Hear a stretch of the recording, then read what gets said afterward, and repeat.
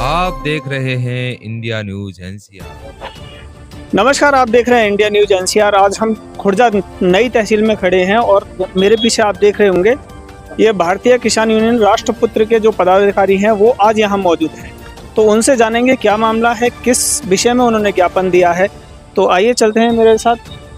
Sir, सबसे पहले आपका बहुत बहुत स्वागत है। धन्यवाद। आपने जो ज्ञापन दिया है किस मामले में दिया है आज?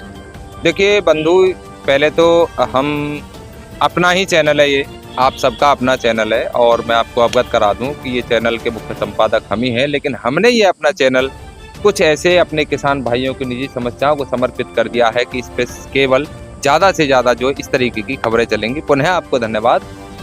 आज जो हम ज्ञापन दिया है एसडीएम महोदया को, खुर्जा एसडीएम महोदया को जो ज्ञापन दिया, उसका मुख्य उद्देश्य ये है कि हम लगभग 1 से 1.5 महीना हो गया एक आवाज़ को उठाते उठाते कि जो अनाज मंडी में अनियमितताएं चल रही हैं, जैसे कि घटतोली का मामला सबसे बड़ा है। 400 ग्राम का कट्टा का वजन है और वहां पर अनाज तोला जा रहा है पूरा 1 किलो, यानी कि 600 ग्राम पर कट्टे पर ज़्यादा तोला जा रहा है। किसान की क्या खता है कि उसको इस तरीके से लूटा जा रहा है। प्लास्टिक के कट्टे का वजन 100 या 130 ग्राम का होता है, वो आधा किलो में तोला जा रहा है। फिर उससे अवैध तरीके से आड़त वसूली जा रही है, किसान से दाने भी लिए जा रहे हैं कई तरीके की, और उसके बाद मजदूरी को भी ये लोग काटते हैं। तो इस अनियमितताओं को लेकर के हमारे संगठन ने पहल की है। हमने सबसे पहले ज्ञापन दिया अपना मंडी सचिव जी को, नाहर सिंह जी को। उन्होंने तुरंत ही उस पर आदेश किया कि इस तरीके की घटतोली जो भी है बंद की जाए।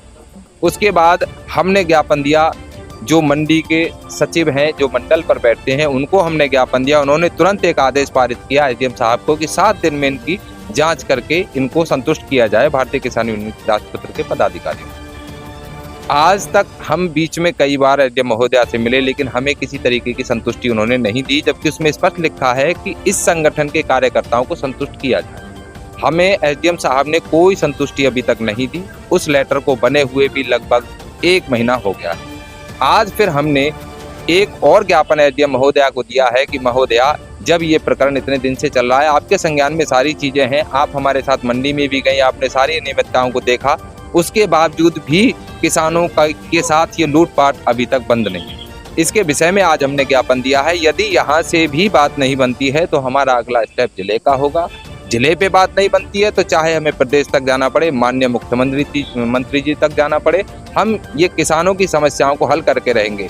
कारण एक और है महोदय कि इन लोगों के दिमाग में ये रहता है कि हमने ये हरा अंगोछा डाल लिया तो इसका मतलब कि हम किसान नहीं रहे।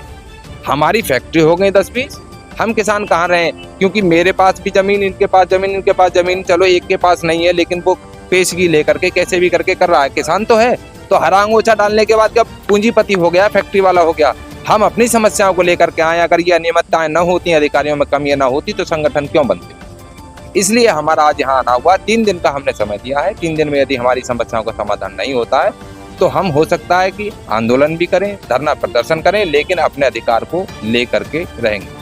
जो पहले भी आपने ज्ञापन दिया था उसमें अभी एसडीएम महोदय ने बताया था कि हमने उस पर कार्रवाई की, उसकी कोई रिसीविंग मिली है?